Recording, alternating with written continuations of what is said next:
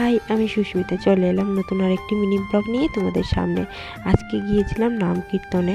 তো চলো তোমাদের সাথে একটুখানি শেয়ার করে নেই। এই যে তেঁতুল গাছটা দেখতে পাচ্ছ, এটা নাকি অনেক জাগ্রত।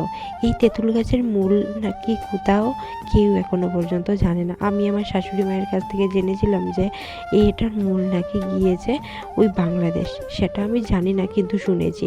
তো তারপর এখানে দেখো প্রচুর পরিমাণে লোক, হাজার হাজার মানুষ সেখানে কিন্তু মানত করে। আর সেটাও না পুরনো কিন্তু হয়।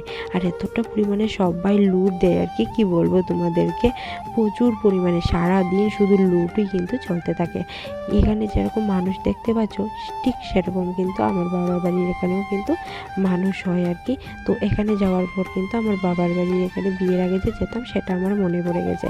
তো মামাও কিন্তু এখানে গিয়েছিল আর কি ধূপকাঠি আর মোমবাতি জ্বালানোর জন্য। তারপরও চলে এসেছে দেখো ওর পিসুর সাথে। আর মামাম যে গিয়েছে আমার কিন্তু ভয় লাগছিল ওর মাথা না ফেটে যায়, এতটা পরিমাণে সবাই লুট দেয়। তো এখানে চলে এসেছি আমরা প্রসাদ খেতে। আর মামাম দেখো একটা পত্রিকা দিয়েছি বসার জন্য, সেখানে না মাটিও দিয়ে খেলা শুরু করে দিয়েছে আর কি।